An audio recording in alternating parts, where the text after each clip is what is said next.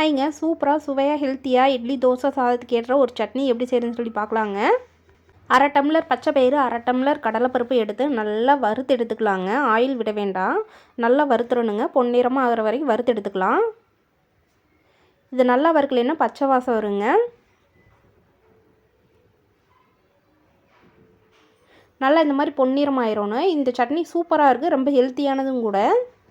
ரொம்ப ஈஸியாக செஞ்சிடலாம். இந்த மாதிரி டெய்லி நம்ம ஒரே மாதிரி இட்லி தோசை சாதத்துக்கெல்லாம் சட்னி செய்கிறதுக்கு இந்த மாதிரி டிஃப்ரெண்ட்டாக செஞ்சோம்னா சத்தான சட்னி சாப்பிட்ட மாதிரி இருக்குது. ரொம்ப வெரைட்டியாகவும் இருக்குங்க. இன்னும் 5 நிமிஷத்துக்கு நல்லா வறுத்துக்கலாங்க. கறியேறக்கூடாது, பார்த்து நல்லா வறுத்துக்குங்க கைவிடாமல். இதே மெத்தேடில் கொள்ளு சட்னி, உளுந்து சட்னியெல்லாம் செய்கிறாங்க, ரொம்ப டேஸ்ட்டாக இருக்கும்.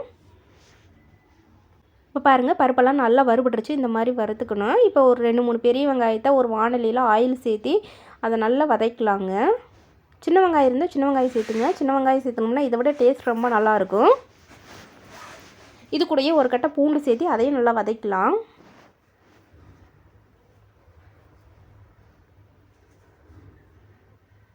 வெங்காய பூண்டெல்லாம் நல்லா வதங்கட்டுங்க.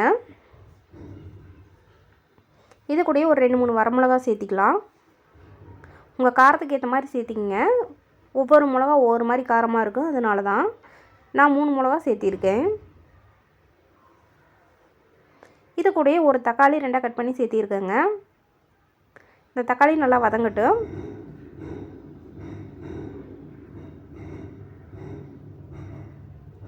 உண்மையிலுமே இந்த தக்காளி அவ்வளோ சூப்பராக இருக்குங்க சாப்பிட்றதுக்கு. ஒரு சின்ன நெல்லிக்காய் அளவுக்கு புளி சேர்த்திக்கலாம். புளி, வெங்காயம், தக்காளி எல்லாமே நல்லா வதங்கட்டும்.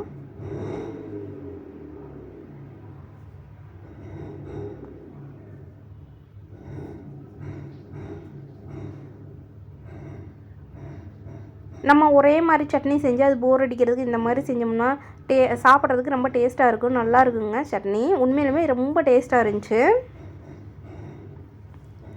ஓரளவுக்கு நல்லா வதங்கிருச்சுங்க. இன்னும் ஒரு 2 நிமிஷம் நல்லா வதங்கட்டும். இப்போ நல்லா வதங்கிருச்சுங்க. இது கூடயே கொத்தமல்லி விதை சேர்த்திக்கலாம். ஒரு ஸ்பூன் சேர்த்திக்கலாம். இது கூடயே ஒரு சின்ன துண்டு பெருங்காயம் சேர்த்திக்கலாம்.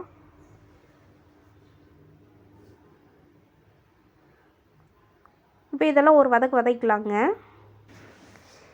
இப்போ இதெல்லாம் நல்லா ஆற வச்சுக்கலாங்க. ஆற வச்சுட்டு அதுக்கப்புறம் அரைச்சிக்கலாம். மிக்ஸி ஜாரில் நம்ம முன்னாடியே வறுத்து வச்சுருக்கிற பருப்பையெல்லாம் சேர்த்தி ஒரு சுற்றி எடுத்துக்கலாங்க. வெங்காயம் தக்காளியோடு சேர்த்தி அரைக்கும் போது நல்லா அரைப்படாது.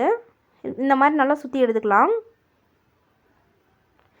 இப்போ இது கூடயே வெங்காயம் தக்காளி பூண்டெல்லாம் சேர்த்து இதையும் நல்லா நைஸாக அரைச்சி எடுத்துக்கலாம். இந்த அளவுக்கு நல்லா நைஸாக அரைச்சி எடுத்துக்கங்க. இப்போ இதுக்கு தேவையான அளவு தண்ணி சேர்த்து இட்லி கூடயோ தோசை கூடயோ இல்லை சாதத்து கூடயோ பரிமாறினோம்னா சூப்பரான பச்சை பயிறு சட்னி ரெடி ஆயிடுச்சுங்க. நீங்களும் இதே மாதிரி உங்கள் வீட்டில் ட்ரை பண்ணி பாருங்கள். உங்களுக்கு இந்த வீடியோ கண்டிப்பாக பிடிச்சிருந்துச்சுன்னா சப்ஸ்கிரைப் பண்ணுங்கள், ஷேர் பண்ணுங்கள், கமெண்ட் பண்ணுங்கள், லைக் பண்ணுங்கள். தேங்க்யூ.